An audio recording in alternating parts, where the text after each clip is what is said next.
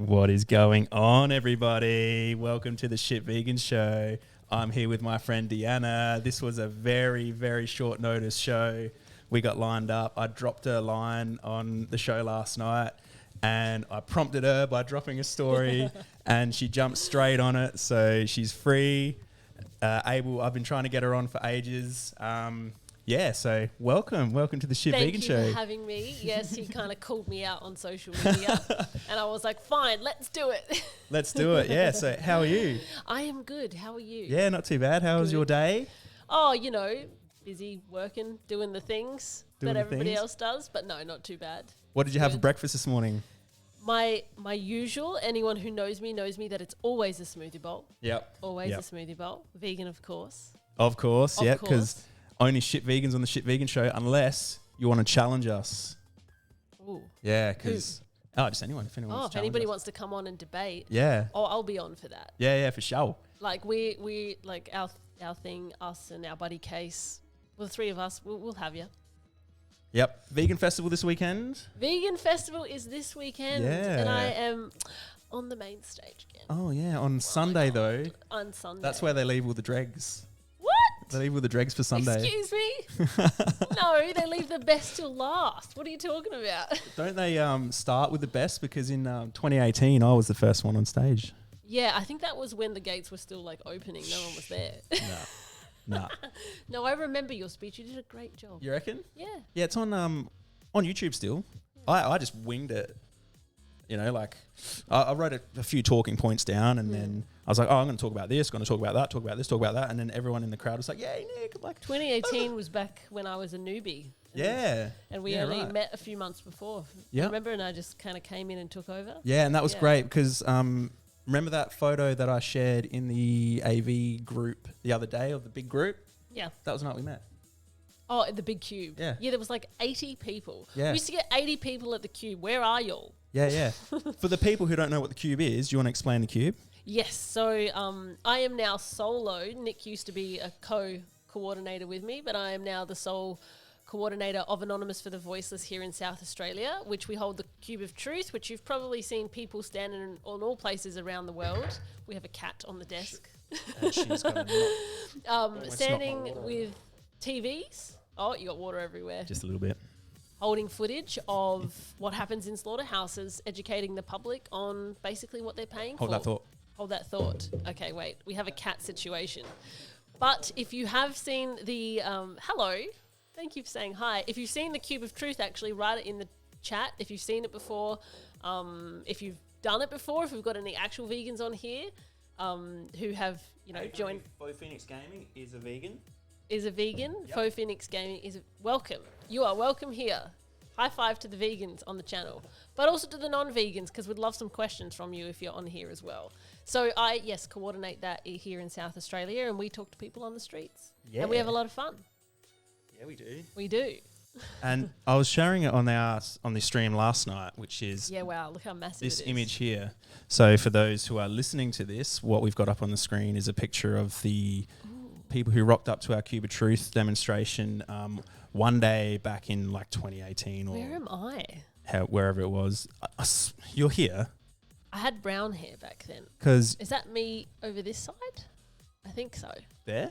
That's not you. No, next to There you are. Yeah, I think Yeah, that's me. Yeah. And that was the night we met. Yeah, cool. Yep. That wasn't, and I remember that night specifically because that was my first. Was it my first cube? It was my first cube ever, right? You had been on hiatus, and I had come back from Europe, and after a long trip of being with non-vegans and just having a gutful, I was like, "Am I allowed to swear on this show?" Yeah, fuck yeah. Okay, good. I was like, fuck it. I am going to go out there and I'm going to do some activism so that I can talk about veganism to people who actually want to listen to what this is all about instead of saying, I need my meat. It's not your meat, right? Let's not even get me started on that. So anyway, went out to the cube for the first time, and obviously new cubers, we always encourage people for the first time to stand in the cube and just see what it's all about rather than talking to people. And after about half an hour, we were getting slammed and I went up to Nick and I was like, dude, I'm a public speaker, I'm a performer, I know this shit inside out, give me a go. I know I'm new, but I can handle it. And he was like, go for your life. Yep. And I did, and I was just like, afterwards I was on such a high. I remember that. It is a great feeling, especially having extremely meaningful conversations with people, and sometimes getting them crying on your shoulder and even dropping a tear yourself. It's so powerful and so moving, and I reckon that's how pretty much everyone in this screen got there, because they were just all doing the same sort of thing. So yeah. And you know what, if you ever thought about it, like, it's so scary, the thought of it, and that's what stops most vegans. But when they come out and they actually participate for the first time, they're like, this was so fulfilling. Like, it really is. It's so awesome, and it's not nearly as scary as you think. Yeah, look, my shirt's sort of in line with the logo on the screen there. Oh wow, there you go. Yeah, what do you think of the logo? I like it. Yeah, it's cool, Yeah, It's just pretty like a Canva font, and that's it. Ah. That's all it is. I just type shit vegans and I just... Yeah, that works. Yeah, that works. Keep it simple. Keep it simple, keep it shit. Simple. Yep. Yeah, because I'm not a very artistic guy. You'll notice that all of my thumbnails that I use are just like shit vegans with like a picture of like a cat, or John Venus with some eyes on him. Oh, that guy. Let's not even get started on John Venus. Yeah, that either. old chestnut. Right. Oh my goodness. Yeah. So how was... you've been in and around Australia lately, haven't you? Yes, well, I mean, I now live between here and the Gold Coast. Obviously. Still doing that? Yeah, still doing that. Yep, still doing that. So I've been back. I got back on Friday. Mm-hmm. I'll go back again next week. Yep. Yep. But I'm around. I'm around doing the things. And you have to quarantine each time? No. I've only ever had to quarantine once. Right.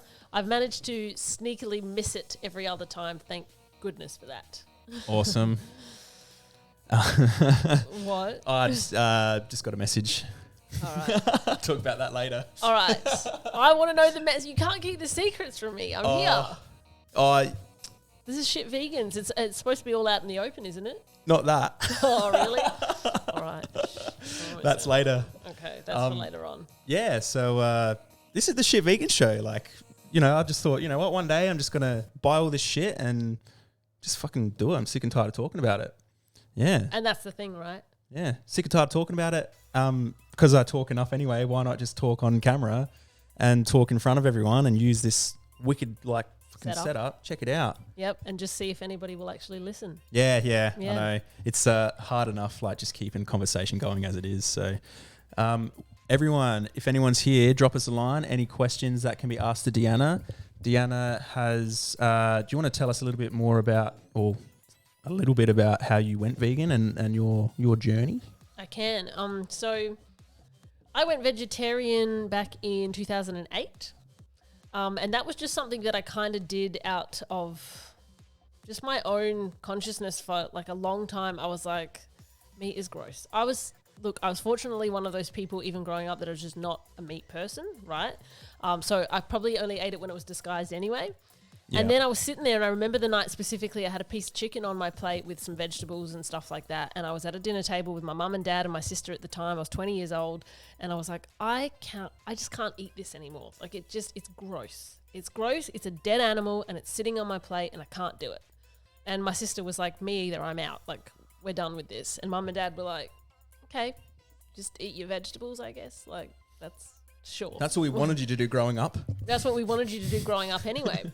And so the two of us became vegetarian for a really long time. But then a couple of years after that, my sister got diagnosed with cancer. That's right. And after that, I was like, why did this happen? Right. And so then I started to look into health, essentially. And I looked into things, and the more and more information I looked into, the more and more it led me to veganism. And so I got to a point where I actually looked at vegan bodybuilding, and I thought, well, is this actually a thing that people could use if they wanted to use it for fitness and for health as well? And the information was astounding. And so then initially I came to veganism for health. And shortly after, I sort of Googled, okay, why not eggs, like from an activism perspective? Yeah. And why not dairy? And why not honey as well? And everything I saw, I was like, oh my goodness, for the last 7 years as a vegetarian, I've been contributing to the very fucking thing that I didn't want to, which was animal cruelty. And so it's funny, as a vegetarian, it's always like people would ask you and you're like, oh, it's a personal choice, but until things change and until the industry improves, like, I'm not having meat. As a vegan, you're like, everybody needs to cut this shit out. It's no good. And you start getting vocal. And so that was 6.5 years ago. Yeah. Wow, that's crazy. Well, how long have you been an activist for? So 2018 Yep. was so. Oh, right. Yes. Yeah. Yes. That Cool, first cool, cool. cube was my first venture into activism. Prior to that, one of my favorite things to do for years was watch activists on YouTube have conversations. Yeah, that's the same. Yeah, and I would just have those conversations with everybody that I met. And I didn't realize at that point in time when I did that first cube just how much information I had retained. Yeah. And so when I got out there and I started talking, I just realized that I had everything that I needed already, because this is the thing about talking about veganism, is that you have to learn shit. A lot of the times when you go vegan really quickly, it's because you just know in your heart that it's the right thing to do. Like, it makes sense. But if you want to be an activist, you got to educate yourself so that everybody else you talk to who needs a little bit more information and a little bit more of a push, you have the answers that you need. Yes, totally. I totally agree with you. And I did exactly the same thing. I was watching a lot of like Joey Carbstrong, Earthling Air, James Aspey, all that sort of stuff. My favorite was that vegan couple. Oh yeah. Natasha is just a brilliant actress. Yeah. She's pocket rocket. She's tiny, she's sharp, but she packs a punch every time as well. Yep. And that vegan couple, they spoke, was it last year at the Vegan Festival or the year before? Year before, yeah. Yeah, we were fortunate enough. I was fortunate enough to meet them up in Brisbane for the first time, actually, doing some Oh activism. yeah, that's right. And then they came down and they hung out at the AV stall for quite a bit over that weekend, which was awesome. Yeah, they put all their stuff, they hit it all around the corner. We're looking after it all. Yep. Yeah. Avery, Betty was thirsty. Yep. Yeah, I was actually like, I'll keep the water there away from all the electronics. It's not going to get knocked over. It's like just like when you're at Next someone's minute. house, and you pick up something of theirs. It's like, I don't know, a really like a statue or something, and then you're like, don't drop it. It's like, whoa, fuck. Phew, thanks for telling me. Yeah. I was gonna. It's just one of those jinx. things. Yeah. What else? So, are you going to be at the Vegan Festival both days? I'm going to be at the Vegan Festival both days. So if we want to talk a little bit more, I guess, about my background in activism, it's not just Anonymous for the Voiceless. At the same time, I joined the Animal Justice Party. Oh, yes. As a volunteer. Yes. A few months after, I was on the state committee, and I've been on the state committee ever since. In 2019, I was going to run in the federal election, but then, shit happens, and I ended up getting divorced. And shit then vegans. I know, shit vegans, right? And then even though I was going through so much and I said I have to pull out, I got some personal shit to deal with. Louise Pfeiffer, our lead Senate candidate, who is incredible, kind of kept giving me a nudge, and she's like, I still think you'd be really good in the election, even if you're not, feeling your best. Like, you're really good at this. Please. She's not wrong. She's never really wrong. She's not. She's actually like, she took a bet on me. No, she's never wrong. Never wrong. Never wrong. Louise, I'm gonna say it. if you're watching, Nick has said it here. You're never wrong. You're never wrong. Much respect. Yeah, well, she took a bet on me, and I was like, okay, I can do it. And I ended up running in the 2019 federal election as a candidate in the seat of Adelaide for the Animal Justice Party, which was awesome. Managed to quadruple the vote in my electorate at the time, which was amazing as well. And since then, in the last month, I've actually, which I don't even know if you know about, I've been nominated as the deputy convener. Oh. I know, right? So I've moved up in the world now. What does that mean? So you know how the convener is in charge of the party in South Australia, like kind of the head? Oh, right. Yes. I declined sort of the opportunity to be in charge because I have my own businesses that I'm running and I just can't be on demand as much as I'd like to. Yep. But the position for deputy convener was on offer, and so I got voted into that, which was wicked. Awesome. So now I'm second in charge. Yep. Not really. It's a collaborative effort, though. At the end of the day, like, we have a committee, and that's what everything goes to, and everybody just does such an incredible job. And the Animal Justice Party in South Australia, because we don't have someone elected, is entirely volunteer run. So I literally spend probably 10 to 15 hours of my own time a week. Plus, I actually, through my business, have a personal assistant who I also pay to do a lot of work for the party, because there's so much to be done and there's not enough people to do it. Hey. Yeah. And so I've been endorsed for the next couple of elections coming up next year as well. Well, you got my vote. Thanks. You better vote for me. You're off. Yeah. Well, those of you who don't know, Nick actually ran in the state election for the Animal Justice Party. When was that, 2019? Is that 18 as well? No, I think it was 29. 19? Or 28. I don't know. It was before me. Yeah, it was 2018. yeah, 2018. It was before me. I was 2019. Yeah. And that was, the way that happened to me was Angela Martin, who was the lead candidate. She saw me after I was doing all the live export protests, and then I spoke at the vegan festival that year. It's like, it's crazy how these things just open up to you as well. Yeah. You know, like you just do what you're doing, and as long as it aligns with other people, they're like, oh, I want that guy. I want to talk to that guy. I want to talk to Deanna, you know, all this sort of stuff. Yeah, because we need lots of people with different perspectives talking about it, right? Because this is the thing. We have very different activism styles, right? Yes, we do. I'm quite professional in my approach. Nick is quite... abrupt and abrasive and sharp and... No, I feel like what's the word for it? You're very. You like to pick fights. Confronting. It's not the word I'm looking for. It'll come from me, right? But the thing is that it works for some people. And like when we're out on the streets talking to people in the cube, it's like sometimes we'll get people who want to pick a fight or have, especially when it comes to like the young teenagers eating a bucket of KFC in front of the cube. It's like, Nick, over you come. And 9 times out of 10, you can turn them around. Yeah, yeah. Oh, I'd say probably 5 times out of 10, but yeah. 5 times out of 10, right? Yeah. Sorry, I was trying to feed your ego there. Didn't work. That's all right. Okay, 5 times out. Humility. Of 10. I'm learning it. Yeah. Trying to. But it's worthwhile because sometimes otherwise, you know, with my approach, for example, like young teenage boys, they're not necessarily interested in talking to me, but they'll listen to him. Sure about that? Well, it depends. It depends on what their motives are. I do actually work very well with male activists, yes. I mean, with male people in the street. They do actually tend to want to stop and listen to what I have to say. Initially, maybe not for veganism, but we get them there. Yeah, it's one of those things. The last Cube of Truth that we went to, it was the first one that I'd been to in a long time. And thanks to Deanna for putting it on, amongst all the other shit that you're doing. There's a whole bunch of people. There was a couple of people that went and gave some of the activists shit, and I just sort of got in between them, and I was like, "Hey, big man, what are you trying to do here?" Because he tried to show like a picture of a pig on a spit to one of the activists who was standing in. Is that what he was doing? Yeah. I didn't see it. And I just got in front of him, like right in his face, and I was like, "Hey, man, like you're not really doing anything worthwhile here, big man with your neck tattoos. Why don't you have a rational conversation about it?" Mm-hmm. And because I think a lot of people have the misconception that I'm just going to like start a fight, but I've never been in a fight in my life. Yeah, you just have to provoke. Yeah, well, I mean, thing is, for this cause, actually, that's a good word for your activism. It's provocative. Provocative. That's right. Yeah. Thank you. What was I saying? Like, but for this cause, I will accept a punch to the face. Because it just proves my point that what we're up against is just violence. Yeah, you know, it's violence, and it's it just is irrational. It's acting out of fear, out of emotion, So I'd never say, "Come on, punch me then." But this guy, he turned around as he was walking away. I said, "You say those things as you're walking away, mate. Why don't you just stop and have a talk to me?"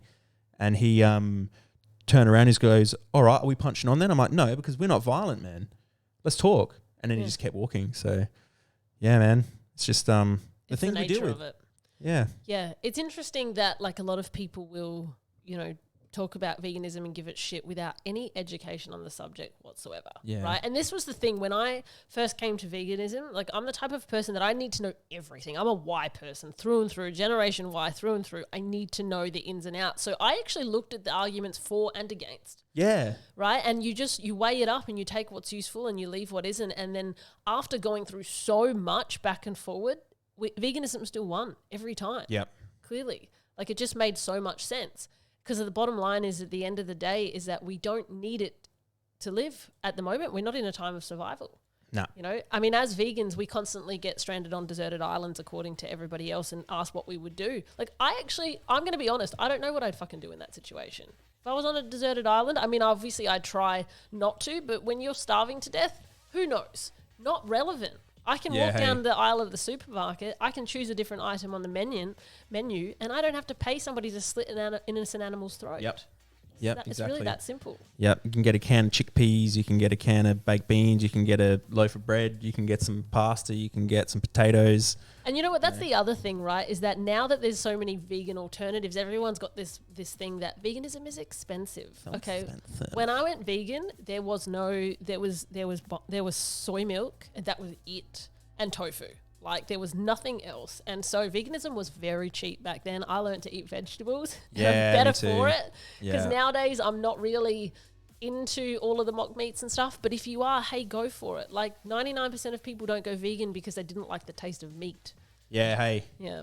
Yeah, I love the taste of meat. It's not about that. It's about a moral imperative. Yeah. Yeah. Oh, isn't this just flowing, you know? How good is the Shit Vegan Show? Well, I mean, I talk a lot too. So Yeah, that's good. we've got plenty of content. Yeah, hey, we're gonna have to like, I'll have you on again and again and again when I run out of content and things to say. just hit me with the questions. What do you want to talk about? Yeah, if anyone's here, drop us a line. We shared it all out to the socials, but this is how things start. You know, you just got to start doing it, start going. It's the Gary V way, right? Just consistency. Just who cares who you're talking to? Just talk. You just talk, and someone's gonna bloody latch onto it. So you find your niche. Yeah. So right? you mentioned, and I know, but not the people who are listening or the people who are watching don't know, but you are in business. Yep. What are your businesses? What sort of things do you do? So I've been a professional performer for going on 17 years now. So initially I was in children's entertainment. I was in a well-known Adelaide's kids group called the Funkies for 8 years, where I was Poppy the Pop Princess. I was fortunate enough to sing on some incredible stages, including like Elder Park Carols a few times. I've sang with Jessica Mauboy, Danny Minogue, some of the biggest names in show business, which was awesome. And then for the last 8 years, well, kind of after a year ago, we've had a break for a year, but prior to that, I've been one of the 3, I guess, in a really well-known cabaret show called Two Brunettes and a Gay, who we've been fortunate enough to kind of have a big show in Gluttony pretty much every year, and we've been able to tour the country with that show as well, which has been incredible. You only took a year off, so you're doing it again? Well, it's been a year. No, we're not doing the Fringe next year either. Okay. But we will be coming back at some point in time. Just needed a break because we'd all been performing consistently since we were kids. The first time I got on a stage, I was 4 and I never stopped. Burnout. Yeah. We needed a little bit of a creative break. But yeah, so that was it. And then in 2020, the same year I went vegetarian, I decided to start my own business. So I've been a vocal coach for 16 years as well. And I now own Australia's largest vocal studio teaching adults how to sing. And that's Voice House, which is here in the Adelaide CBD, and we do lots of lessons. We have over 200 people in our doors a week, which is incredible. But we also have people all around Australia now as well because of COVID. Obviously, we opened up to online lessons, and it worked. How does that work? Online lessons? Just do it through Zoom.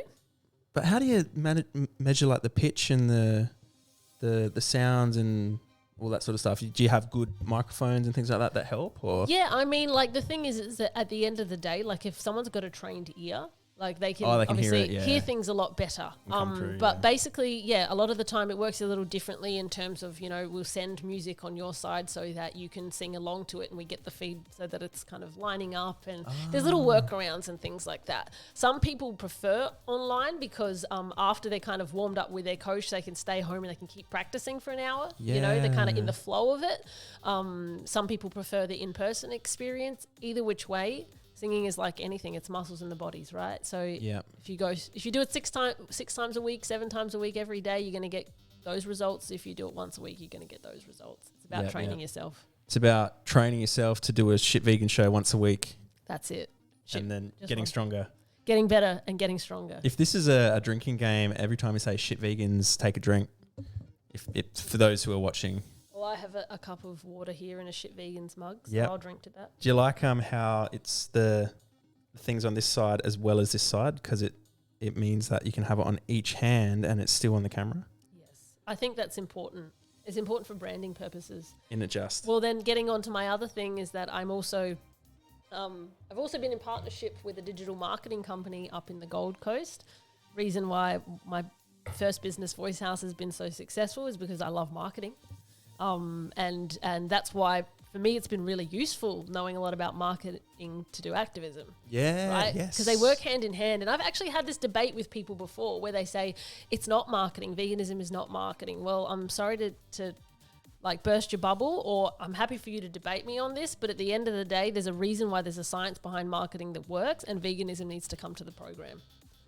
And so we can talk a little bit more about that Yeah. throughout this show if we want to. Isn't that part of what you're talking about on the weekend? On the weekend. So on my main stage 11:45 Vegan Festival this Sunday, my talk is called A New Era of Activism. And basically it's like what I'm finding with a lot of vegan activists is that people are starting to drop off because they're getting a little disheartened because we're getting to a point in the movement where shit's getting harder. I mean, do you feel like it's changed since we kind of, 3 years ago when we were both out there on the street? For me, one of the, if I were to take, add something to that straight away is I agree because of the sense that there's so much division in different other different opinions politically that just has people divided, and people don't want to come to the queue because this person's there or this person, whatever. And that's one of the reasons why I took a massive step back, was to try and, just do my own thing, like this. And, obviously I've got Holly who does the show with me on Mondays, which she's spewing that she wasn't here because she would love to have had a chat with you as well. Yeah, it would have been good. We'll get her next time, Holly. Yeah, next time. But yeah, like I know what you mean. Like, it's for me, it's like the cube is tired. Yeah. Well, the thing is that after a certain point in time, like things become familiar and they just become like people's eyes glaze over. But that doesn't mean that we stop. It means that we innovate, right? And I guess that's what my talk is about on Sunday. We have Betty coming in and joining us again. Betty the cat. We innovate. And this is the thing that I don't feel like the vegan movement does really well. People just kind of... And I know that it's hard, right? Everybody's out there and they want to do the best that they can for animals, and people get disheartened because they're really trying. But at the end of the day, like what we're going through and the emotions that we experience as a result of it is still nothing compared to what the Holocaust of animals is going through right now. Yeah. And so we've got to regroup ourselves and we've got to try something new. It's... The other thing, like you mentioned, the divide in the vegan community, and all communities have this, right? It's like sometimes we just got to put our differences aside. We're all very different people, and we agree on probably just one thing. Otherwise, the rest of our lives, we're probably completely different opinions on everything. Yeah. But it's not about us. Take yourself out of veganism. And this is the one thing that I always say, is that veganism is not a decision I made for myself. It's a decision I stopped making for someone else. Right? I've heard that before. I know, because I say it all the time. Because it's true. It's not about me. At the end of the day, I don't care how much I dislike Nick. I would still come on this show if it serves the purpose. And I don't really like Nick that much. So, and here I am. This is the thing. I know you don't. And no, you're just joking, right? Yes, I'm joking. Hang on. Hold on. I know you're just joking. He's going to do a sound effect. Does that one work? Yeah, but you should have played it after you asked the question. I know. I didn't say anything. I know, but... Like, entertainment is all about timing. This is me documenting the process as well. I'm learning. So next time, it'll be right. Next time, you got to be on cue. Betty. Are you trying to steal my water, Betty? Yeah, she'll do that. All right, I'll keep it here. She keeps knocking at the door. She's like, I want to come in. I want to come out. I want to come in. Come here. Come on. I want to be a part of the fun. I want to be part of the show. She's the shittest vegan I know. Yeah. Is she a pretty shit vegan? Very shit vegan. Oh, Betty. There we go. How's that? That's better. We can see her now. All right. Do we have anyone in the chat? Anyone want to drop us a line? Anyone want to ask Betty a question? Because this is about Betty now. I feel like we need to ask Betty a question. How long have you been vegan for, Betty? She's transitioning. Yeah, still on that fucking train. It's interesting, right? Because my dog Harlow has been vegan for like 4 years now. Yeah. And she was actually pretty easy to transition because all I did was mix more and more vegetables gradually in with her normal food, and then eventually she just didn't notice the difference. Yeah, and it was fine. That's kind of like what I'm doing, but cats are a little fussier though. Yeah, fussy and lack of products. Yeah, on the market. We still make Harlow's food from scratch. Yeah. Because dogs are omnivores. I'm not sure if many people who are listening or watching know this. Dogs are omnivores. They're what's the word? Opportunistic eaters. So they'll eat pretty much whatever falls in front of them. Whereas cats, if they know that they're getting their food fed to them, they'll just eat the same thing. But then when something changes, they're like, "What's this? What's this?" No. I'm not going to survive if I eat that. Yep. I don't know what that is. Yep. Ooh, I'm going to smell around it. Nah. They don't change as much, do they? No. And she was on the whole vegan food, vegan pet train for a while there. And some people might be watching this and thinking, oh, but they're obligate carnivores. They need animal products. Well, no, they need certain nutrients. Yeah. And the nutrients can be synthesized and added into the food, which is pretty much what all the commercial pet food is these days as it is. Avery, Faux Phoenix Gaming. What's Betty's favorite place to sleep? It is, and it was on the disc. Someone dropped a meme on my Discord yesterday that it just made so much sense. And I think everyone who has a cat will know. It's so fun. If anyone, here you go, Avery. Oh, yeah. On top of you? Yeah, in between my legs while I'm sleeping. Oh, really? Yeah. Yeah, that's uncomfortable. Yeah. So I'll move my legs sort of like around her. Yep. So I'm moving like, because I got the double bed and I get the whole bed to myself these days. Oh, took a little while to get used to, but it's great now. And I've got both my pillows and all that sort of shit. But yeah. So how long's your speech going for? On Sunday? Yeah. 45 minutes, I think I'm on the main stage for. Have you prepared the speech, or are you going to talk about certain things and know your talking points? Well, yes. I'm about halfway through the brainstorm preparation of it. I've known for ages, because obviously you have to submit it. I've known what I wanted to talk about. This is actually a topic I've wanted to talk about for a long time, which is bringing my marketing background together with activism. Yeah, awesome. But I've never Powerful. actually put it together in a speech yet. So, but I can give you a little sort of sneak peek about what it's going to be about. Yeah, do it if you're really willing, and if that's not a problem. It's not a problem. It's it may be like we're going to get a little sciencey on everybody here. So you might find that interesting or boring. If you find it boring, let me know, because then I can change it before Sunday. So maybe this is a good testing ground. Yeah, wicked. Do you have any links that I can bring up on here, which I can bring the sound on? Do you need any sound? No, there's no sound. It's just me rambling. Right? Yep. But you know what? It's interesting, because this is one of the things that I wanted to get into right now, is that we're in a really detrimental stage in ensuring the longevity of the vegan message and the vegan movement. Yeah. And I don't know if you saw maybe a month ago or so, Earthling Ed brought out a video about, are we diluting the meaning of veganism? And he was talking about a restaurant that has opened up in the UK called Bad Vegan. Okay. No. Okay. No. So there's a restaurant in the UK that has opened up called Bad Vegan, and it's a vegan restaurant with meat options. Oh, get off of it. Are you... that triggers? Oh, that triggers me, yeah. Right? And so the whole philosophy behind it is that oh my God, we're vegans, but sometimes we're bad vegans, and sometimes we're shit vegans. We're shit vegans, right? And so we eat meat. So like a lot of normal restaurants offer vegan options with a standard menu of decaying animal flesh, this restaurant has decided to do it in reverse. So you can actually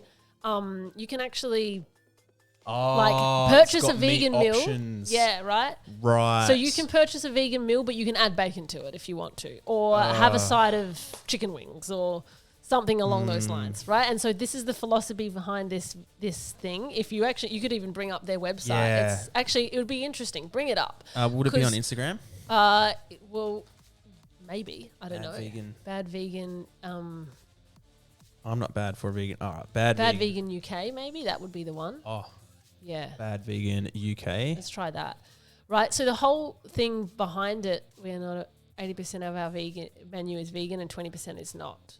But it's a step in the right direction. So the whole purpose of Ed's video on this was the fact that by doing stuff like this, are we actually destroying the meaning of veganism? Yes. Of course we are, right? Because at the end of the day, people are starting to think that being vegan means that you're thinking about it. Mm-hmm. Veganism is not just a decision to eat a certain diet. It's a whole entire lifestyle philosophy. And I've noticed this come through lately, and it's been giving me the shits. It's like every time I go to a restaurant and I order a smoothie bowl, because as I mentioned before, I'm an avid smoothie bowl consumer. Going to talk about dairy? No. Oh, sorry. No, it's every time I go, the smoothie bowls are vegan, or are your smoothie bowls vegan? Oh, yes, they're vegan. But the granola has honey, but most vegans are fine with that. No, they're not. They're Well, not then vegans. they're not vegans. Yeah. That's vegetarian. So all these vegans who are out there going, oh, I'm vegan, but I eat honey, or but I eat vegan. You're not. You're vegetarian. Don't call yourself a vegan. I'm anti-racist, but I only, I only buy cotton that was made from slaves who only work 1 day a week. It's the same shit. Yeah. You know, I'm anti-racist, but I'm okay with people who hate a certain culture. Like, no, it doesn't work that way. It's either you're against it or you're for it. You're either contributing or you're not contributing. And the thing is that it's getting to the point where people are confused, and more, and this is what we're finding talking to people on the streets, more and more people are confused about what veganism actually is. They're like, so wait, eggs aren't okay. Oh, but, honey isn't okay. No, it's not okay. And so what's happening is the whole philosophy behind the fact that we're making a protest, a stance to say no. And every time we say no, it opens an opportunity for conversation and education. Yep. That's getting diluted because we're making exceptions to the rule. And there can't be exceptions to the rule when there's a direct victim involved. So, here you go. You brought it up. What is a bad vegan? Do you want to read it? I don't want to, but I will. Listen to this bullshit. Okay. What is a bad vegan? A bad vegan is someone who is committed to adding more plant-based vegan foods into their diet. We offer non-vegan toppings and sides along with our plant-based vegan toppings and sides. Why didn't I know about this? Well, I don't know. Maybe you're just not as good at activism as me. Oh, shit. Well, I don't know. I think No, sometimes you just you get overwhelmed by how much and just shit look is out past there. it. Yeah. Because, I think I stopped watching Earthling Ed stuff because I already know what he's saying. Yeah. And not understand or not taking on board all the new things that I could be learning, which I think I will continue to do. But yeah, wow. At the end of the day, we can all only do so much. I fully check out at times because I'm at capacity with everything else. Yeah. Right? But this came onto my radar. So it says, why are you serving meat, fish and dairy in a vegan restaurant? Well, it's not a vegan restaurant. Oh my God. We are not a vegan restaurant. It's our mission statement to introduce and sustain a greater level of plant-based vegan foods into people's diets, whilst not alienating non-vegans. I don't think it's alienating non-vegans to have a belief, something that you care about. Yep. Traditional restaurants offer vegan alternatives. We've flipped it and offer non-vegan alternatives. Now, again, this is on the FAQ section of this restaurant's website. Who on earth is going to go and read that? Yeah. Yeah. Most people aren't. They're going to go there. They're going to just order the vegan food and the non-vegan food and think that it's okay to be a bad vegan. And we're going to start a whole bloody new movement on top of flexitarianism and bloody all the rest of the other rubbish that's out there about now there's bad vegans out there. No, you're vegan or you're not vegan. You're not yet vegan. Well, we'll get there actually. Yeah. See, this reminds me of a situation here in Adelaide where I kind of felt like I was the only one sort of pushing it. There is a place down here called in Adelaide in South Australia called Nagev, Nagev. Now, they are good now. Don't get me wrong. I'm not bad-mouthing them. No, they're awesome now. They're awesome. They've got new owners and they're vegan, 100% vegan, all that sort of stuff. But back in the day, that Nagev, Nagev, is vegan backwards. Yes. Right? And they were serving dairy in their coffee. Yes. They had dairy on the menu. For the purpose of being a new business and trying to get themselves off the ground so that they could stay in the vegan thing. Now, I understand that, and I know, but your point was, and I'm in total agreement with your point, don't call it vegan. Yeah, just change the name. That's it. It just can't. It's like if you want to do plant-based and you want to offer animal products for whatever reason, I'm in business. I understand that sometimes tough decision will be made. Mind you, at the end of the day, I'd rather not be in business if that was the case. But, trying not to have judgment here, it's just don't dilute the name of the word. Yeah. Don't dilute the movement. Don't make it okay. We cannot virtue signal that it's okay. Yeah, exactly. And how I started with that was, this is how I do it every single time. I approach the business politely, kindly, with my viewpoint, and I offer an alternative, which is maybe just either drop dairy or change your name. Yep. That's it. I noticed this. You confirmed it with me on the phone one time because I rang them. Hey, do you guys serve dairy? Like, yeah, we put it in our coffees. Like, I actually rang them. I made sure I got all the evidence first, and then so I sent them a message and whatnot, and they responded and they said, you things like you're entitled to that. Thank you for your feedback, and we'll take it on board. And nothing since then. And then I obviously dropped the dairy calves, what happens in dairy, artificial insemination, how if applied to a different animal, it would be considered immoral. Why can't it be just applied consistently and all that sort of stuff? And nothing, no response. I tried a couple of times, which is what I usually do. I give like 5 messages, and if there's no response, well, I'm like, well, you forced me to make this public. I have to make this public. I've tried to approach you. I've tried to, have a conversation with you in order to, try it and all that sort of stuff. And I got a lot of backlash for that, but I don't care because I'm speaking up for the animals. I'm defending animals. I guess this is the thing, and a lot of people listening to this might think, but I agree, why is it such a big deal? And I think this is important, is just to give the perspective of why it is important, right? Because at the end of the day, like, we only see the perspective that we know until we hear something else that is useful, right? Exactly. And so the reason why this is so important is because we're getting to, like I said, the point in time, especially with the vegan movement, where it has the opportunity to grow, but it has to grow consistently. And it has to be clear on what it is, because not everybody knows what veganism means. And you might go, oh, but it's not a big deal. They're just adding in some dairy. But it's what that represents that we're saying this is still okay for now. When does it get to a point in time where we stop saying that it's okay for now? Or are we just going to perpetuate the fact that we always make exceptions? And by virtue of doing that, we're never going to move towards a more vegan world, are we? No, I agree. And so I guess this is kind of ties into the speech that I'm making on Sunday, right? And what I want to talk about in my speech is some really interesting stuff, which I'm not sure if anybody has heard of before. I'd be really interested to know if anybody has. But it's called the Diffusion of Innovation, right? And the Diffusion of Innovation, which I might actually read to everybody here. Oh, we're getting a sneak peek. I'm going to read to everybody if I can find it on my computer, right? So if you haven't heard of it before, the Diffusion of Innovation, or the DOI theory, was developed by E.M. Rogers in 1962, right? So this has been around in a long time. And it's one of the oldest social science theories, right? Now, it originated in communication to explain how, over time, an idea or product can gain momentum and diffuse throughout a specific population or social system, right? So how an idea or a product over time can spread through a population or a social system.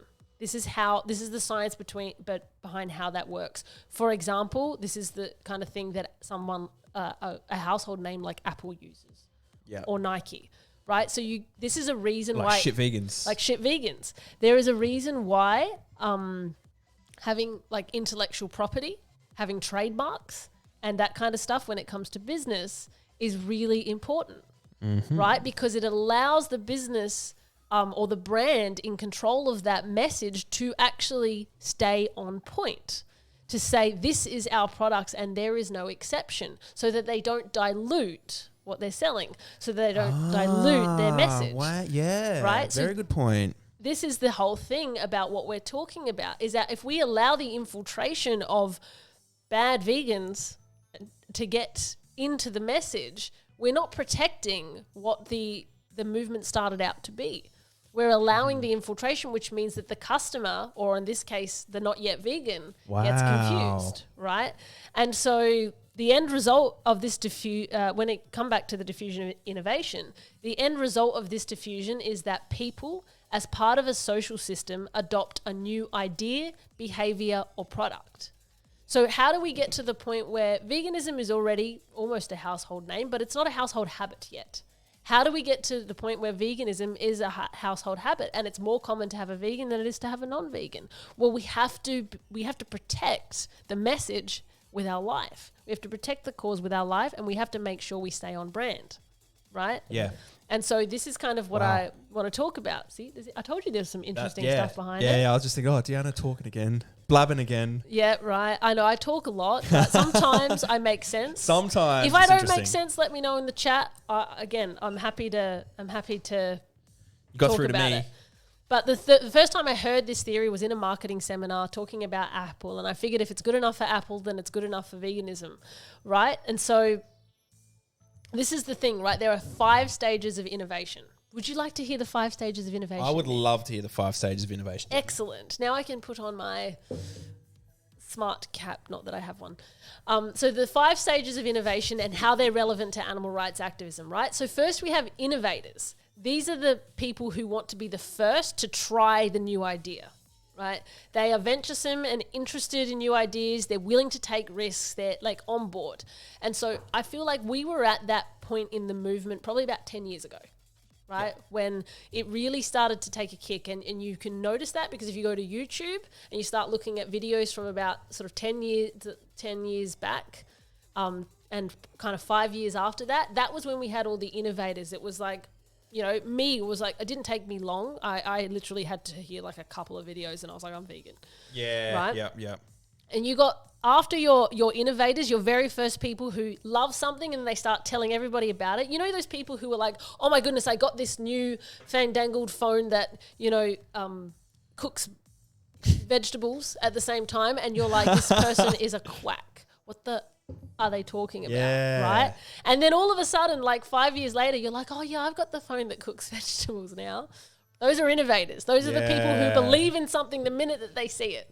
Then you've got your early adopters, who are the people who represent opinion leaders, right? This is your activists who have probably taken the movement as far as it's been pretty much in the last 5-6 years, where we've really seen the strong growth. I know when I went vegan 6 years ago, people were like, you what?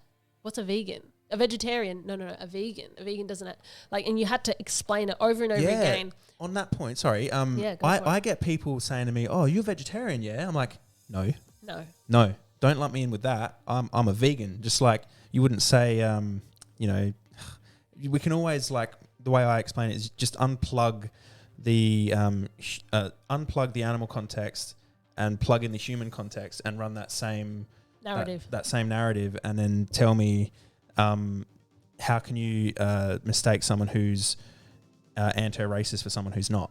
Yep. You know what I mean? It's like the same sort of thing, but yes, go on. No, 100%. And so back in the day, it was like nobody knew what it was. And I feel like about 2017, 2018, it started to pivot.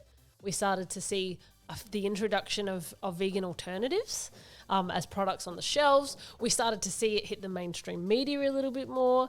You can hear she's just knocking at the door. Oh.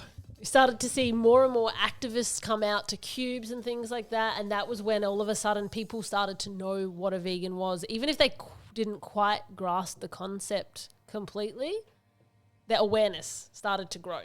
And so those were our early adopters, who were the opinion leaders. They enjoy leadership roles. They embrace change opportunities. They're aware of the need to change, and they're very comfortable adopting new ideas. So they're the ones who listen to the innovators and went, this needs to be heard. This needs to go somewhere. We need to put this out there, right? Yeah. And we've had a lot of those. Like religion. And even especially 2019, which was called the year of the vegan, and it really was. I feel like 2019 we just saw such incremental widespread growth of the movement. It was incredible. I just remember feeling so proud. That was a good year actually. It really was. And it realistically was up until probably COVID hit last year in 2020. Yeah. Cancelled. And then the narrative of the mainstream media got taken over by a different, story. But then after the early adopters, we have the early majority. These people are rarely leaders. They do adopt new ideas before the average person, but that said, they typically need to see evidence that the innovation works before they're willing to adopt it. Yep. That's kind of what we're in the bulk of now. Oh, Betty, you took us off the screen. That's kind of what we're in the bulk of now. Hold on, we've got a Betty situation, everybody. Yeah. I love you, but it's time to sit out Drop in the chat if you've got a pet and your pet likes to disrupt things. My dog loves to come on my Zoom calls and just kind of sit. Like, she's really tiny. Actually, I'll show you a picture of her. Harlow. Let me show you a picture of Harlow. Harlow is so beautiful. Oh my God. Can I put her to the camera? There's a little face. That's Harlow. That's Harlow. She's like a whole 2.4 kilos. She's a little Maltese Chihuahua and she's 8 years old. And she's smaller than Betty. Yeah. Right? She's tiny. And she likes to sit on my desk while I'm having Zoom calls and participate. But she's so gorgeous. And she's actually a massive part of the reason that I'm vegan, because I remember looking into her eyes and just thinking, my goodness, I could never like inflict pain to this perfect little being who just has this will to live. And in her eyes, I see the eyes of every single animal that's ever existed. And I just... Absolutely. Yeah. It 100% just keeps me solid, right? Yeah. But yeah, so the early majority is probably the part that we're in now, right? We've got a lot more people coming to veganism who aren't activists, a lot less leaders, right?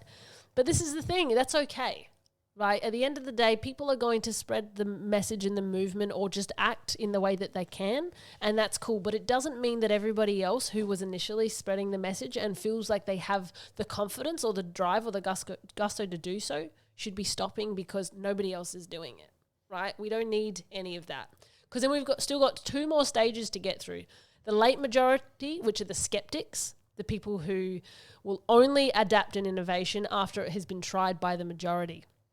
We're at that stage now where we need to start getting this more and more into the majority. And then we've got the laggards, which are the people who are bound by tradition and very conservative. These are the people that are almost impossible to change and probably won't ever change. And that's just going to be a fact, right? Yeah. But we're in the stage of the early majority. We're pretty soon going to be getting into the stage of the late majority, and this is where we need to get crafty. This is where we need to be like, okay, people want more information. What are the ways that we can communicate information in ways that people want to hear it? We can start shit vegan shows. We can start shows like Shit Vegans. You can, share on social media. You can go out in the streets with one TV and have arguments with drunks like Nick likes to do. Yeah. You know, whatever works at the end of the day. But we need to think about the fact that the vegan movement needs to, if we drop off, it means that the less and less of it is out there, the less and less it's in the narrative. The thing about people who are, early majority and late majority is they need to hear it over and over again. And so sometimes you might feel like you're talking to no one, but eventually you look back and all of a sudden you realize that the message actually got through. And this is the thing. It's the same with performing. And I guess for me, it's like, this is why I'm so passionate. And this is why as a coach, I was very brutal, right? Because when you learn to train a high level skill, it takes consistency. And you get to the point where you feel like you're showing up every day and you're giving it your all, and you feel like nothing. You might feel like that in other areas of your life, maybe in your job, and you just like, you show up and you feel like it's getting nowhere, it's getting nowhere. But if you've got that something inside of you, that fire inside of you that says this will pay off someday, you have to stick with it. Oh, fuck yeah. You do. Yeah. Because I guarantee you, when it came to business, like literally we turned 13 2 weeks ago, Voice House. Yeah. Right? Congratulations, by the way. Thank you. Since I opened my doors to a brick and mortar. And I kid you not, it wasn't until that 10th year that I went, oh, fuck, it's starting to pay off. Right? Because multiple times before that, I wanted to give it up. I wanted to close the doors. It was hard. I would make success and then I'd make mistakes and then I'd fail and then I'd pick myself up and I'd fail and I'd go, this is too hard. But something in me went, people need this. I want to share the gift with people. The whole philosophy behind Voice House is that some people they need to be seen. They need someone to believe in them. Yeah. You know? And when I was doing lessons... And Nick has been one of our lovely customers. Yeah. When I was doing lessons, there was probably 1 or 2 lessons where I probably only sung a couple of notes and I was just talking to my coach the whole time. Yeah. Brenton, beautiful man, my boy. Beautiful man. I'll have him on one day. Have him on. He's a vegan. He can talk shit on the Shit Vegan Show. I feel responsible for that conversion there, which is good. But yeah, he is a vegan. And but this is the thing. Like as vocal coaches, we deal with people working through shit on a daily basis because life still fucking happens if you're learning to sing. Just like life happens if you're still, trying to be an activist. Shit happens in the background. I went through a divorce and I still ran an election at the same time. The point is that I was like, I sometimes you just feel like you're putting stuff out there and you're spinning your wheels. But if you have that trust to know that there's a bigger purpose to what you're doing, you got to keep at it, and it does pay off. But people are so in instant gratification right now that everybody gives up too fucking easily, and we're not going to get anywhere if everyone keeps giving up. Yeah. And I'm not saying that to hate on anybody. Like, I love people. If there's one thing that you know about me, is that I just think that everybody is so incredible and nobody realizes how unique and significant they are. But we do need some fire up our asses to be like, come on, guys. Yeah. Commit to something. Yeah. And so for me, the next part of the movement that I firmly believed in, and I believed in it from the beginning, and I used to get a lot of shit about it, was politics. I believe that the next instrumental part of change for animals is going to be in the political system. And that's a big part of why I've been working my ass off for countless hours with the Animal Justice Party to try and get more elected representatives speaking up for the animals. On that point, like, I totally agree with that as well. But for me, there's a separation. Like, we need politics and we need abolitionists. See, like, obviously I don't advocate for bigger cages or better conditions. Whereas I know the Animal Justice Party would sort of say, oh, let's ban jumps racing, let's do this, all that sort of stuff. While I agree that that's the sort of stuff doing it, we need vegans to drive that. We do. I mean? So this is the thing behind it, right? Firstly, yes, I believe firmly in both activism and political change, right? Why do they work hand in hand? Well, because the activists are the ones bringing people to the idea. They're introducing the idea. Right? Yeah. Why do we need the political change? Because see, here's the thing, and this is with the bigger picture of activism. I get shit from vegans all of the time saying, yeah, but it's welfareism. Well, firstly, the Animal Justice Party, I just want to make it clear, is an abolitionist party. But there's a pathway to get there. And I understand this from being in business for so long, from being a performer so long, and knowing that sometimes you have to go a long way around to do things. By introducing higher welfare standards for animals, because we have to do that because that's what we can get public support for. Just on that as well. Yeah. Now, one of the things on this exact topic, I like to refer to it as we've dug ourselves into this hole. We can't just jump out. No. We have to dig our way back out. We have to dig our way back out. Yeah. But this is the crux that please don't tell any of your non-vegan friends about if you're on this podcast. By introducing higher welfare standards, why do you think that higher welfare standards don't exist in the meat, dairy and egg industries right now? Because they're not profitable. When we make it legislative change, when we make it law that there has to be bigger cages and bigger this and that and this, we cancel that part of an industry and we start cancelling different profit margins for these different income streams. First rule of business, anybody who's successful in business knows that you have to have multiple income streams going at once for anything to be successful. You can't take your bet on one thing. All of these places, they have multiple different ways, like the horse racing industry has jumps racing and all the rest of it. You start cutting off income streams one at a time, you start advocating for bigger welfare standards, they make less money. We already know that these industries are subsidized by the government to keep them alive as they is because they're hardly profitable. Side note, if you're eating meat, you don't realize you've already paid for it in your tax once before and you go to the supermarket and you pay for it again. Yep. Firstly, you probably don't realize that. Yeah, that's shit. But then we start making it more and more expensive. What happens when things get too expensive? Industries fold. Yeah. That's what we're here for. Yeah. This is a long-term game and it's going to take time. We're going to introduce one thing at a time. We're going to make it more difficult and more difficult and more difficult. But at the same time, we're going to support those farmers to transition to plant-based agriculture because, no, we don't want to hurt our farmers. People think that vegans hate farmers of the country. We don't understand business. I've been in business for a long time. Hang on. Have you ever set foot on a farm though, Deanna? Yeah, I have actually. Yeah, most of us have. Yep. Right? Yeah. Most of us have. Most of us have been there. Most of us stood out the front and taken the footage of the animals going in the trucks, right? This is the thing. If everybody in the next 3 months decided that nobody in the world wanted to do singing lessons anymore and my business folded, who would give a shit? It's the same as people who had video stores. It was like, well, too bad. You should have gotten online sooner. That was your own fault. I'm sorry, but side note to the farmers, this is going to end. Start getting on board with plant-based agriculture. Yeah, you're in the very, very starting phases, and get on board with crypto. Everybody get on board with crypto. Oh shit. Let's not even get into that. No, let's not get started. conversation, That's right? another time. Is that a topic that we talk about? Do you talk about conspiracy theory on Shit Vegans? Well, I mean, I like to listen to them. And I like to put thoughts on there. So what? Yeah, do you want to drop one? No, I don't want to talk about it. I was just asking a question. Oh, okay. Because you know that computer over there is a crypto mining computer. Yes, that's all that's doing. I do. You did show me that. Yeah, and I use this one to do it as well. But yeah, I don't have heaps in it. I Yeah. just have a little bit of money here and there, just a little bit of a bank. Hopefully, it'll just grow. But I need to put I got some crypto rolling. Crypto. Yeah. Yeah. Yep. If you're not on the crypto, get on the crypto. Dollar cost averaging every week. I've got friends in this industry who will be very proud of me for saying that. Make sure you do it. Okay. I need to sit down and have a chat to you about that too then. We'll do another podcast on crypto and micro investing and all the rest of it. Paul, welcome to the stream. Paul is my friend from Lithuania who comes on, and he's a very loyal follower. I have a friend in Lithuania. If you are vegan, Who I go met into at crypto. Cube. If you're a carnist, don't. Ha! Boom. Yeah. Actually, it was so funny. I was talking about, I was reading this out to my a friend today. I thought it was really funny. I'm going to read it out. So Zach Bird, do you? Oh, yeah, Zach. Yeah, fucking hilarious. He's really hilarious, He's right? great, If you don't follow yeah. Zach Bird, he's like a vegan chef, right? And he's really funny. And he put out this meme like a couple of days ago. Well, I don't know when he put it out. And it says this: "Hey everyone, hope you're staying hydrated today. Unless you eat meat, then please don't drink any water. You've already used up your allocation when you had a steak that uses the equivalent of 2 months of showers. That's enough for you." Isn't that the truth? Hashtag true. The other thing he said that was really funny was, "Vegan jizz, ? I think you mean hummus."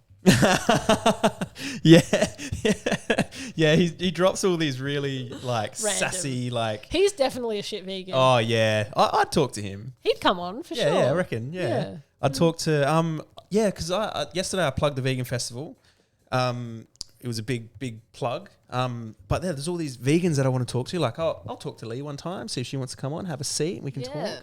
But I just need to be very proper because she's such a proper lady. No, she's good fun. Yeah, he'll be fine. Paul, what is the name of the Lithuanian person you know? If he's a vegan, his name is Devidas. I actually met him at a Cube of Truth. I don't know if you remember, you were there, and it was like that this Lithuanian guy that was the last hour of Cube, and we had this like hour and a half. I think it was almost an hour and a half conversation, like full on heated debate. Oh, so he wasn't vegan. He wasn't vegan. He was vegetarian. Right. But we had this massive like debate about veganism, and then at the end of it, he was like, "Oh, you got me." Yeah, like can I have your number because I want to talk to you more about this, and we became friends and touch base from time to time, and that was 2 years ago. Wow. Yeah, that's incredible. Well, I think he's traveling around Europe at the moment. I think I do remember that. Yeah, I think I do. Tall blonde guy. Yeah. Looked Lithuanian. Yeah. Wow. Shout out to Davidas, good friend of mine. Davidas, great blow. Davidas, cool. Davidas. That didn't show up on the stream, so that's why I have the stream on 2 ways because I can see them both. You know, you like the setup. Goes right, because I got my thing there. And it looks good. He's got all the tech gadgets going here right now. Goes all right. I have a question that I was going to ask you about the 5 things. The diffusion of innovation. Diffusion of innovation. Theory. Where do you think I stand in there? I would say you and I would be the early adopters. Early adopters, yeah. Right? Okay. So like, because we're the vocal ones, right? The early adopters are the ones who have this urge to tell everybody that they're vegan and why they should be vegan. Yeah. Right? So we are definitely the early adopters. We got on the bandwagon pretty early on. And, I don't know your journey into veganism at first, though. You were a bit like, fuck that. And then you kind of make a flip, didn't you? Were you one of the no, I would never go vegan people? To begin with, yeah. And now I use that. I talk about that as something that I hold myself accountable for, and I use that as a way to be like, well, if I can do it, I'm probably fucking. If anyone is my friend or anyone knows me, wrong one. If anyone's my friend and anyone knows me, and you would say, do you know any vegans? They'd say, yeah, fucking I know one. Yeah. Yep. It'd be me. Yeah. And I'm the same. I kind of want that though, because like I feel like I can hold the message down and be able to put a pretty good argument forward. It's not. It was us on your social media. Oh yeah, that was at the vegan festival. What, like 2 years ago? No, that was at a Cube. I was at a Cube. And then. Oh yeah. there we are. Aw. To anyone who's on the stream and viewing on YouTube, if you can go to YouTube and view the stream. I'm not quite diversified out to Spotify yet because it's a visual show. I think we're on here more than once, maybe. I don't know. Nah. But yeah. There you go. But yeah, if anybody's interested in the diffusion of innovation, you can just look it up, right? Google it, have a look. If you are that way inclined, like I'm the type of person that I really like to dive into things. This is one of the benefits of having extreme ADHD, is that when I asphyxiate on an idea, I have to know everything about it, and then I have to make all these conclusions and create something out of it. I'm also highly creative, so that's what happens. And so, or if you want to start a conversation with me about it, you can follow me on Instagram. Yes, Deanna Carbone. Is it? How do you say your last name? Carbone. Carbone. Or Carbone. I say Carbone. You can say Carbone. In Italian, it's Carbone. What about whatever. Carb One? No. Deanna Carbone. No, I don't like that. Sorry. It's all right. But I get a lot. Reach out to me and have a chat. I'd love to know people's opinions on this. Yeah, so there you wicked. go. There's a little sneak peek into what I'm going to be talking about. Oh, thank you for that. Really on appreciate Sunday. that. That's some good content right there. Thank and you. if I can share this out. Share it out there. Yeah. I want to get this going in the movement. It's like we need ideas. What are we going to do for this next stage of the movement to push? Just when everybody thinks, oh, the vegans are finally starting to shut up, let's not shut up. They're just going back to the drawing board and finding a harder way. That's right. Or like another way. We come out and we want to give this everything that we've got, because the animals' lives literally depend on it. Yeah, that's right. And see, that's why I feel like I'm getting sharper and sharper and sharper with the things that I say online. Like I'll say something like, I don't know, a year ago I said, feeding bacon to your children is child abuse, and I had the science and the logic to back up what I was saying. Mm-hmm. And then, all right, that pissed off one person, got the conversation going. Yeah. All right, let's have a conversation about why we think this. And then all the people who are reading can see, and they're like, shit, Nick.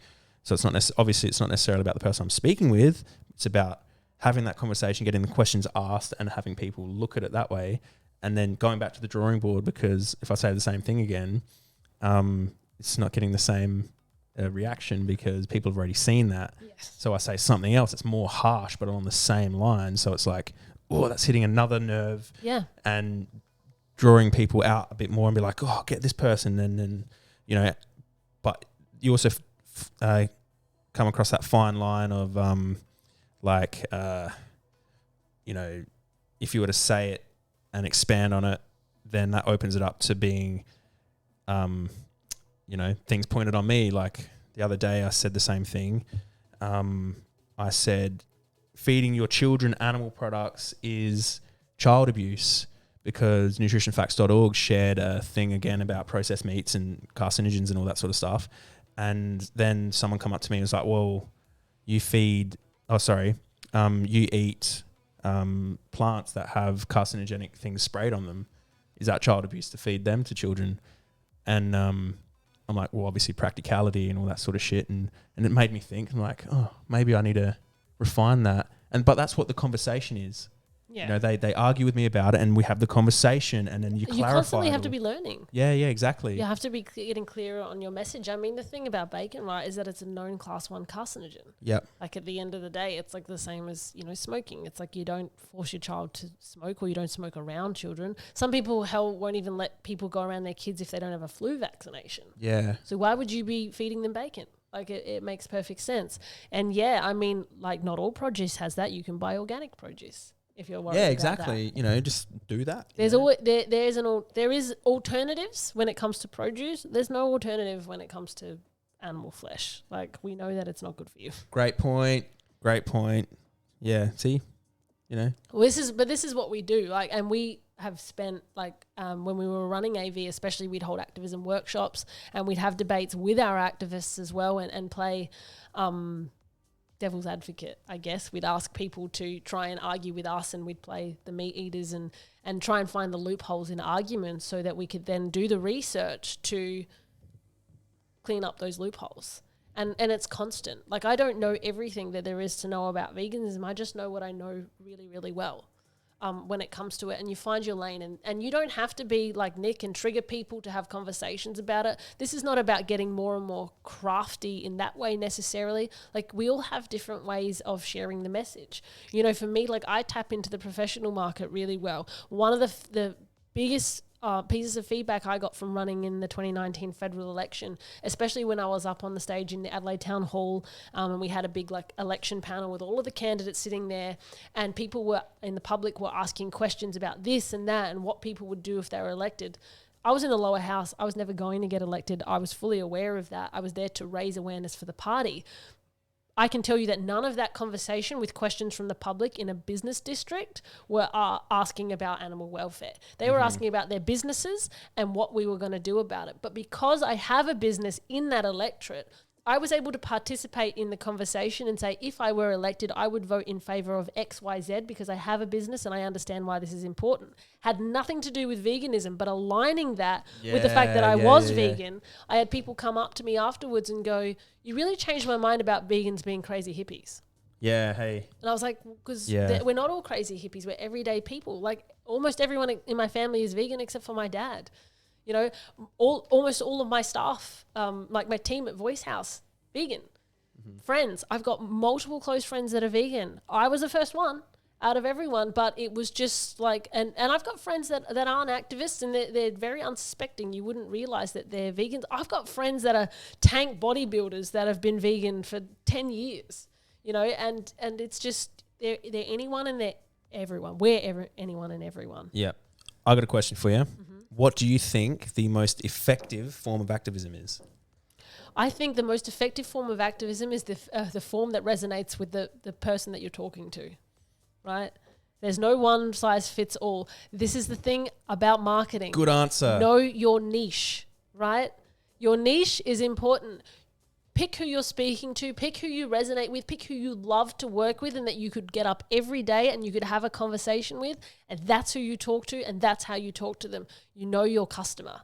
This lighting is great, by the way. You look great in this lighting. Thank you. I mean, that? I would argue that I look great in all lighting, but that's fine. That's why I made a comment on this one.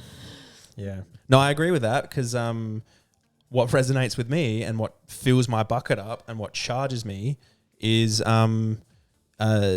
provocative conversation and debate. Conversation, yeah, and debate, and I'm a bit the same. Like, to be honest with you, like, I resonated with the debate style stuff to begin with as well. It's not necessarily like my style that I lead with, but sure, you know, when I get into it, like, love a good debate. Get spicy. I get a little bit, full on about it. Yeah. But yeah, this is the thing. Looking great, very Australian looking, both of you. I love it. Thank you. Cheers, Paul. And back to your other thing as well. Forcing them to eat corpses is abuse for sure. Giving them that grey area, but it is still animal abuse, so it doesn't matter. Yeah, grey area in discussion. Obviously, grey areas can lead one way or another. Obviously, we can put the best argument forward, but yeah, I agree. But yeah, do you want to say anything else? Is there anything else you want to drop? Any other vegan shit you want to talk about? Anything you want to ask me? Anything you want to know about me that you don't know? Or I don't know. Is there anything I don't know about you? Anything interesting that anyone would want to hear? Yeah, there's a few interesting things. Some things not worth talking about on here. Some things that I might want to get your ideas on after this because it's got to do with current political things as well. Yeah, I love talking about politics. Yes. Yeah, and this is the thing. Again, if you're interested in politics, hit me up on social media because we are always looking for people to join. If you're sitting there and you're going, okay, I don't know what to do for activism. I don't want to get out on the streets, or I can't, or I'm in lockdown, or whatever the case is. 95% of the work I do with the Animal Justice Party is actually I am in charge of marketing. That's what I do. Right? And so I'm sitting there building funnel systems and landing pages, and you might go, well, how is that activism? Well, without those, we can't reach people. Oh, there's me on social media. You. I'm also taking photos from time to time as well. But yeah, it's we just need people with everyday skills to be able to contribute to making the movement professional and as widespread as possible. If you know how to do anything, we need people who are treasurers and that know finance. We need people in psephology or people who like reading, legal studies and being able to put together petitions and things like that. There's so many things that it can be done. Oh, there you go. There's all my links on my link tree. linktr.ee /Deanna Kangas. You got to change that. No, probably need to change it. Yeah. Yeah, because that I was Carbone, and then I was Kangas for 10 years. So you might have heard of me as Kangas before, but now I'm Carbone so that was a thing, right? Because your branding was a lot around Kangas, wasn't it? Yes, like most of my professional life has been on Kangas, and I was like in such a like torn position to change it, but I really wanted to go back to my maiden name. So I just did it, and I just thought, well, I'll just have to keep talking, and people will start knowing me as Carbone. Yep. So, where do you see the vegan movement in 5 years? That depends on the current vegans. Yep. I would hope to see it in 5 years, getting to the point where it's pretty much like not acceptable to be eating a lot and consuming a lot of the animal products like fur and leather. Like let's not even get me started on leather. Like who needs to carry their goddamn lipstick in a dead cow's backside? Hey. Like, for God's sake. There's Harlow. Little Harlow. Oh, there's my little baby. Oh. Like, look at them ears. I know, she's so cute. Oh my God. Yeah, that's my bee. She's so cute. Little girl. Oh man. In 5 years, I'd like to see, you know what I love? For example, like the other day I went into a place to buy hair products, and out of there's like 4 aisles of all of the products that they have, and usually you go to like one half section in an aisle and they've got just the vegan products there that you can choose from. I went in there and I started looking because I know all the brands that are vegan, and 3 out of the 4 aisles, I kid you not, were completely vegan products, cruelty free and vegan. And I was like, this is fantastic. People are getting the message that I don't need my shampoo to contribute to animal cruelty. Yeah, hey. So in 5 years, I'd like to at least see some common sense on those things. The diet thing is going to be the hardest to shift, but everything else in our lives, what we use, what we consume, the products, the furniture, the clothing, let's get the animals off of the agenda for that. Yeah. Let's get a lot more vegan options. Pretty much everywhere has vegan options now. I'd like to see everywhere have a lot more of them. And meat to be a thing of the past. And I think with legislative change and meat prices skyrocketing, that might be a possibility. Yes. Woo! Well, we've been going on a little over an hour, and I like to keep these short, sharp and shiny to about an hour. We can pick this up another time. But I think so. How do you feel we wrap it up there? I think that sounds good to me. Yeah, so Deanna, you get a shirt. I've got should I get it? Yeah, everyone who gets on the Shit Vegan Show gets a shirt. I sent one out to Tash Peterson when she was on the show the other week. Holly, she hasn't quite got her shirt yet because it only came during this week. I gave Chris Delaney his shirt because he's on my Facebook version of the Shit Vegan Show a little while ago. Hey, we were on. Shout out to Chris. Chris Delaney. We were talking for about 2.5 hours actually, just talking shit on the Shit Vegan Show, you know. Yeah, I would imagine you both were. Yeah. At first we were playing Mario Kart, and then we just moved on to just talking about all the stuff Chris likes to talk about and I like to listen to. Interesting. Beautiful man. Yeah.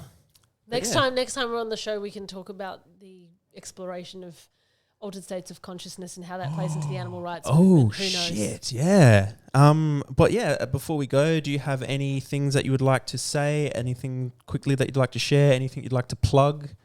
All that sort of stuff. I just honestly, I'd like to just plug the fact that if you're vegan and you're listening to this and you're not yet active and you're inspired and you don't know where to start, reach out. Yeah, either one of us. Either one of us. If you want sharp and punchy, come to me. If you want lovely, kind, professional, and sharp and punchy. You know what though? And if you're not yet vegan and you're listening to this and you're kind of like, there's some questions I've got nobody else to ask, same deal. Like actually, there's no judgment. Absolutely, yep. If you talk to me about it, I'm not going to sit there and be like, you should be vegan and make you feel guilty. I'm going to help steer you in the direction of the information. You need to draw your own conclusions because we can talk about it all fucking day long. Yep. It doesn't make a difference. You need to make the decision for yourself. Yeah, exactly. You go vegan on your own for others. And that's how I sort of did it. So I just came to my own conclusion and Not a decision we made for ourselves. It's a decision we stopped making for someone else. Isn't that the truth? Boom. And there was just one quick thing that was on my mind that I wanted to say. It's gone. old states of consciousness, this, that, blah, blah, blah. Yeah, no, all gone. Okay, it probably wasn't that exciting then. Nah, there wasn't. Yeah, probably wasn't out there. But yeah, this has Thank been you the for Shit having Vegan me on the show. Anytime. I want to have you on again. So whenever you're free, if you want to do it, we can do it. We can, even if you're out and about, we can go on Zoom, we can go on Skype, whatever that is. Maybe if people want to like give us some dares the next time or something. Yeah. Oh yeah, that's what I was going to say fun. about people who aren't vegan. For me, this thing is like a way to bridge the gap between vegans and non-vegans, because veganism has a bad rap. Like PR is shocking, right? And, you know, I probably played my part in that, and I'll admit to that. But if I can, like, for me personally, I might get your idea on this, direct people to this, be like, well, I actually do a talk show where I am actually, you know, I like to believe that I'm approachable. And, yeah, that's just it. But here's my interesting perspective on that is that if anybody here is not vegan because of the vegans, because of people, you've missed the point completely. Yeah, exactly. Yeah. I couldn't care if every vegan I've ever met is an asshole. I'd still be vegan. Yeah, absolutely. It's not about that. Yeah. And it's like, oh, I didn't go vegan because a vegan was mean to me once. Well, you're mean to a cow every fucking day, 3 times a day. People need, as humanity, and we're all guilty of this, myself included, we need to take our egos out of the picture when we're doing this for a higher purpose. Right? At the end of the day, as humanity being the most evolved species currently on the planet, we have a moral obligation to use our intelligence to evolve, to get smarter, to get more practical, and to move towards a better and more peaceful world. And so once you know the information, it's up to you. No one can force you to do anything. You're a sovereign being. But at the end of the day, if you have the information and what's stopping you is because your friend is a vegan and they give you shit all the time, you've missed the point. And we'll leave it on that. Let's leave it on that. Make sure you like, comment, share, subscribe, all that sort of stuff. Link in the description. I just felt like saying that. I gotta learn how to say that all the time. Follow all socials. This sort of stuff. I want to run a bit of a competition. So share Shit Vegans, tag Shit Vegans, all this sort of stuff, and I'll send you a shirt free. Let's do. But yeah, this has been the Shit Vegan Show. This has been Deanna Carbone. And thank you for stopping by, and we'll see you next time. Bye. Peace.